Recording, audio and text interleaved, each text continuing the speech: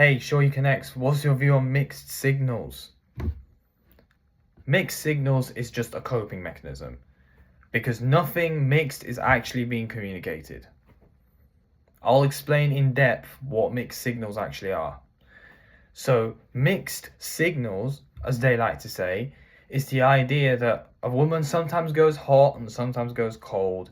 In other words, sometimes she's really into you. When she replies, she's thoughtful. She writes like 5 messages full of emojis. But then she takes 10 hours to reply. That's what I like to call mixed signals. Or if a woman's texting you really enthusiastically, but she's not making herself available. So it's like, okay, she's texting you consistently or maybe sporadically or whatever. But when you ask her out on a date, she's always got an excuse. Oh, sorry, I can't make it. I got a meeting. Yeah, we have busy lives, but and they don't even bother to reschedule. They don't offer to reschedule. And I've made the mistake before of being the beta who waited. And the issue with this beta game is that deep down you're instinctively repulsed. You're compromising for your value. Because anybody that is interested in you won't make you second guess it. There's no games. There's no playing hard to get. There's none of that stuff. It's just genuine desire. That's it. I've been on the back end of genuine desire twice in my lifetime so far. And trust me, you won't even second guess it. Actually, maybe 3 times. I don't know if it counts the other one. I'll just say 3. Right? When you're on the back end of genuine desire, you almost want her off your back sometimes. You're not gonna have to guess. If you even have to think, oh, does she like me or not? You already know what the answer is. It's a no. It's a no. Because women with high interest level make it very clear and obvious. I'll give you an example. So I've played beta game quite a few times in my life now. And the thing I noticed about beta game is, after I recovered from what they call one-itis, right? Where I was literally overanalyzing mixed signals, asking ChatGPT, oh, what does this mean? What does this mean? And all of that stuff. Deep down, somewhere in me, I was in denial. Because everybody knows that when the signals are mixed, it means no. There is nothing mixed being communicated. Thinking about it, if you were really her best option, the highest status in her mind, if you were the alpha seed guy, she's not going to want to do anything to spoil the chance. She's not going to want to spoil the chances or risk losing you. And women with genuine desire will respond quickly where they can. And I want to talk more about the issue of mixed signals. The problem I have with mixed signals is that quite often she goes hot and cold so she can keep you hooked. She's giving you just about enough attention to keep you hooked, but not so little attention that you get kicked out of the orbit. That's it.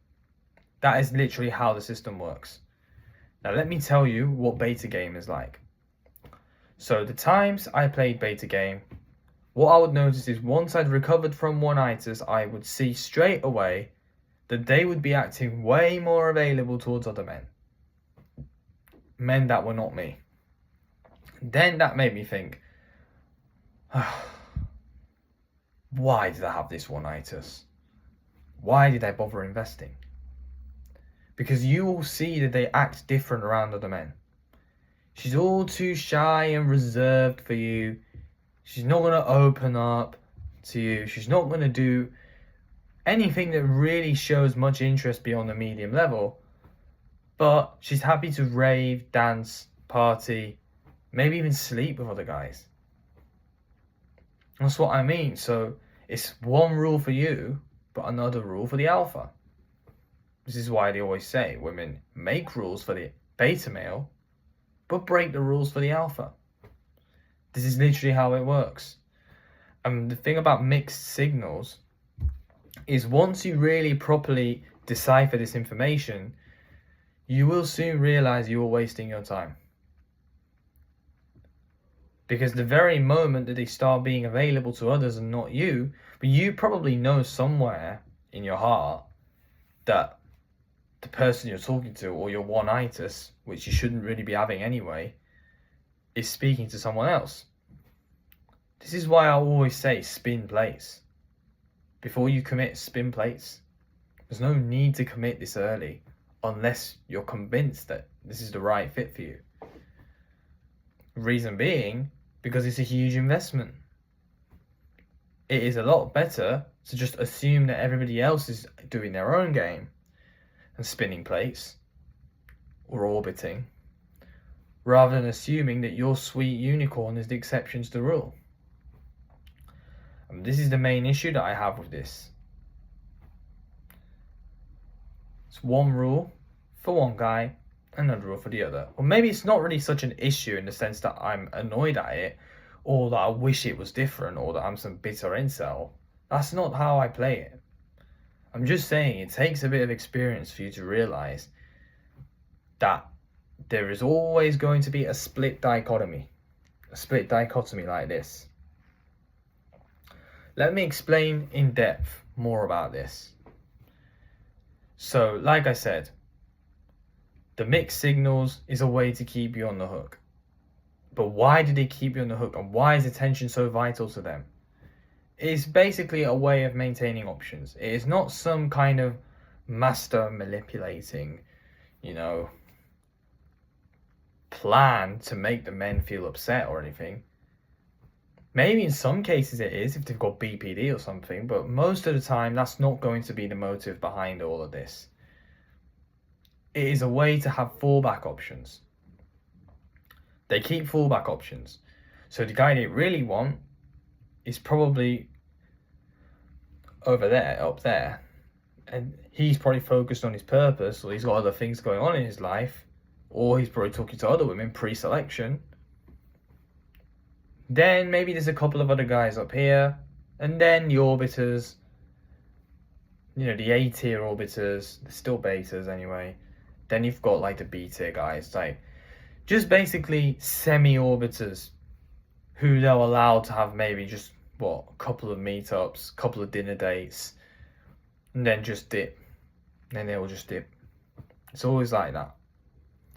And how you know which category you're in, I think, it's just me personally, I think women divide men into 4 categories. So over here is high status man, high value man, he can commit, but he's also exciting. So alpha seed and beta need. And then over here you have like the fuckboy, the guy who's physically attractive, he's fun, everything, but he won't commit and all of that.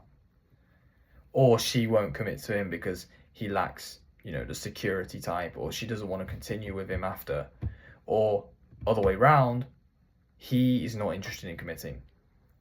Or he just lacks the stability for her to consider him for a long-term investment, because parental investment requires security. Then here, the beta provider, the guy who is very dependable, very loyal, emotionally available, but it just doesn't really excite her that much. These are generally the guys that they go for when they're in their mid-30s, when epiphany starts hitting in, fertility window's running out, and all the mistakes they made with their alphas. They bet on a few of those alphas in their 20s, but obviously they didn't commit. Then finally you have the bottom left. The bottom left is obviously, the creeps, should I say. They're not emotionally available, they're not secure, they're not stable, they're also unattractive, so they just push them to one side. So that's it, that's the quadrant, and the people that get mixed signals are the ones here.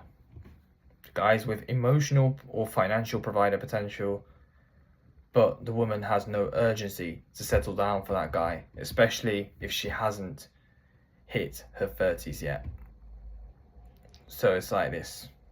It's always good to remember this framework, because then you'll roughly know in which box you stand in. But yeah, thanks for listening. Subscribe to my channel.